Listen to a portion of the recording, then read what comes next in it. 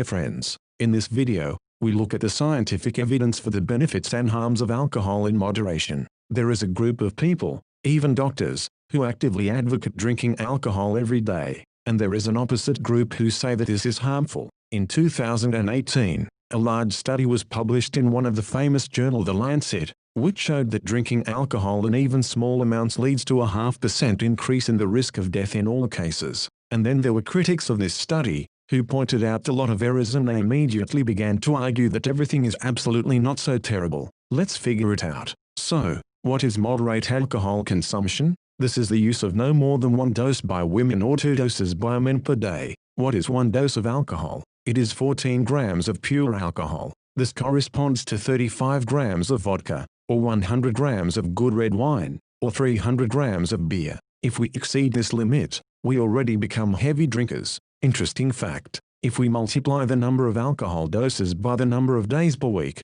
then for men the safe dose per week is 14 drinks, and for women 7 drinks. Well, this is so much. Here is try 7 days multiply on 70 grams, this almost a bottle of vodka a week, is as would the norm for men if it's split on 7 days. But this is not so if you drink this bottle for example in one sitting. If a person consumes more than 5 doses of alcohol at one time in one day, and if this continues for more than 1 day a month, he is already a binge drinker. And if this situation extends for 5 days a month or more, then he is already a heavy drinker. Therefore, these options have nothing to do with health. What is harmful in alcohol? Alcohol in general and its metabolic product acetaldehyde is primarily a carcinogen. It affects primarily the gastrointestinal tract and can cause cancer, mouth cancer, laryngeal cancer, esophageal cancer, bowel cancer, rectum cancer, and even breast cancer. In addition, alcohol has a toxic effect on all our organs and tissues,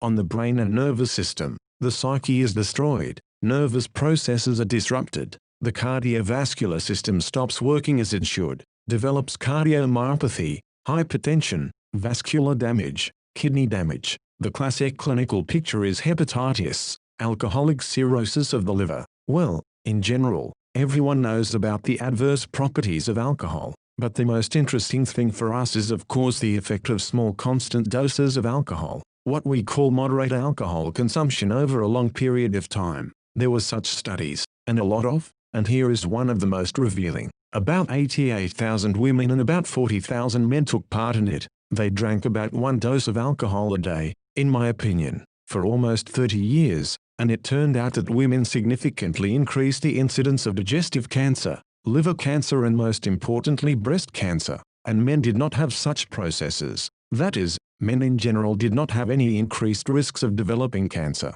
But, interestingly, when they started to dig further, it turned out that in many ways, whether cancer develops when using small doses of alcohol or does not develop depends on how much folic acid is supplied to the human body. Folic acid is a vitamin that is essential for DNA synthesis. Lack of folic acid leads to a violation of DNA synthesis and to the emergence of various mutations, which then become sources of cancer. And it turns out that if you provide those people who drink alcohol, at least give them 400 micrograms, that is a daily dose of folic acid, every time they drink at least 1 drink, the harmful effect of alcohol is leveled by 90%. That is, this is a certain salvation. Now let's tell about the positive properties of alcohol. Also, numerous studies have shown that people who consume small doses, 1 drink or 2 drinks a day, depending on whether it is a man or a woman, reduce the incidence of cardiovascular diseases and strokes by 25 to 40%.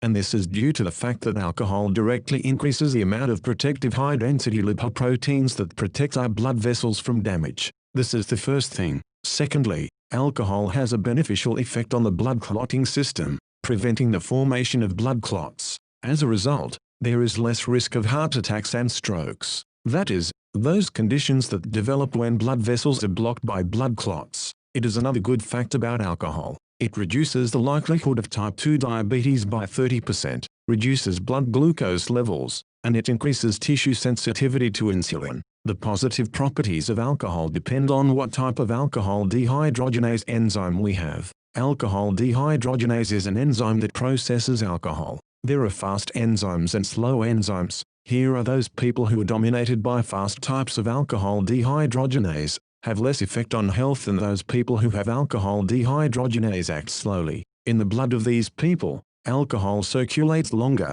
and for a longer time causes positive effects on high-density lipoproteins, and on the blood anticoagulant system. The same applies to the effect on the level of insulin. If everything is so good, you ask, so should I start drinking alcohol for prevention? No, you shouldn't. The fact is that alcohol as a preventive measure has no advantage over physical activity and diets. Moreover, if you drink it for example at the age of 30, the risks from alcohol outweigh its potential benefits. Well, if we are talking about 60 years, then this approach is certainly better after all exercise and diet. Well, if you already cannot do without alcohol, then you should already consult a doctor, look at each specific case, who might benefit from alcohol. And then I want to note that I'm not calling for the use of alcohol here. We're talking only about those people who already use alcohol. Once again, I will say that starting to drink alcohol at any age, even in moderate doses, just for the preventive effect for recovery, so to speak, well, this is nonsense and absurd. As for women of any age, even those who already have high risks of developing cardiovascular diseases, they still should not take alcohol on a regular basis, because the risks of developing breast cancer, even balanced by folic acid intake, are still not zero. That is, it is better to look for some alternative methods of prevention. By the way, about the prevention of cardiovascular diseases, if a person in the family does not have relatives who would suffer from heart attacks and strokes, would have type 2 diabetes, then preventive alcohol intake will not help them in principle. That is, if a person already has a normal inheritance, taking alcohol, drinking only to reduce the risk of stroke or heart attack, there is no sense at all. This is the case in evidence-based medicine with the use of small doses of alcohol. My personal opinion, I believe that the risks of developing cancer of the digestive system are not zero, and if we can somehow reduce them, then we need to do it. So I certainly don't drink alcohol on a regular basis. Thank you very much for watching until the end. Goodbye. Do not exceed your alcohol limits. Subscribe. The links to the study I will give in the description below.